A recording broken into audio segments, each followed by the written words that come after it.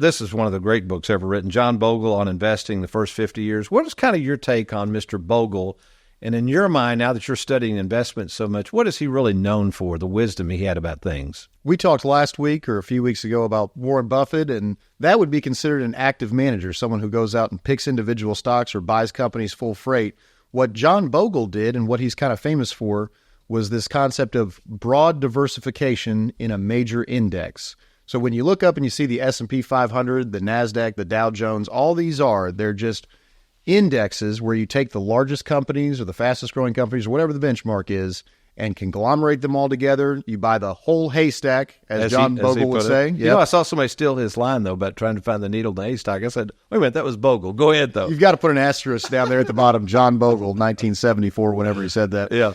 But the idea is that as these companies, it may not be the same companies, but as these companies grow and their market caps get bigger and bigger and bigger, you will benefit from the growth of that index rather than the growth of these individual companies.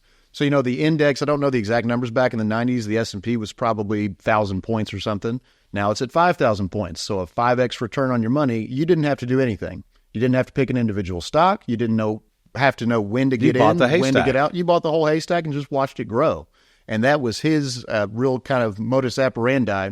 Buy everything, keep the costs low, and hold it for a long period of time, and typically you'll do pretty well. And I think that's the thing, and we're not criticizing money managers, but there's a lot of money managers out there boasting they can make all this money for you. And Bogle said that if you're going to be charging 1.5%, and then you have maybe expense ratios on top of that up to 2%, it's going to be hard to beat a market that basically has no headwinds against it. That's correct. So what we're trying to do, folks, again, we're not trying to beat the money managers. We're not trying to beat the market. That's not what we do as retirement planning specialists.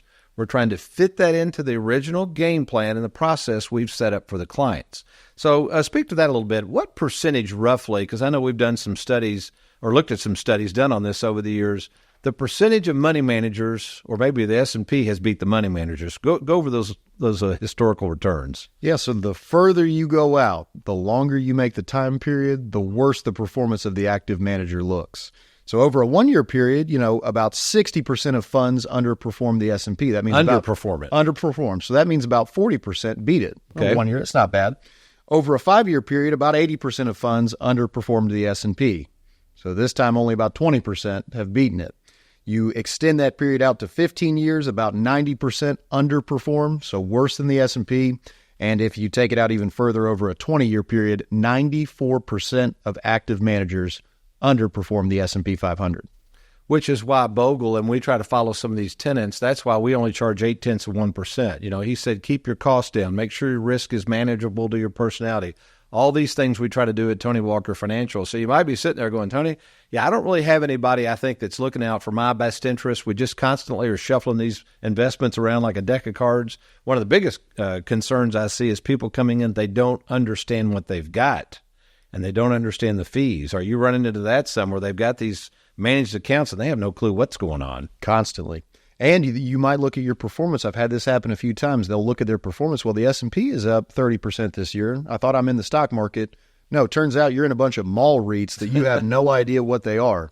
And the values of those have gone down and commercial real estate's gone down. So knowing what you have is probably first and foremost most important. And then second, but a near first to that, is making sure that those investments suit your risk tolerance. What are you able to handle risk-wise? Thanks for watching. We hope you enjoyed that video. If you'd like, check out these other clips, and be sure to hit that like button and that subscribe button for more videos.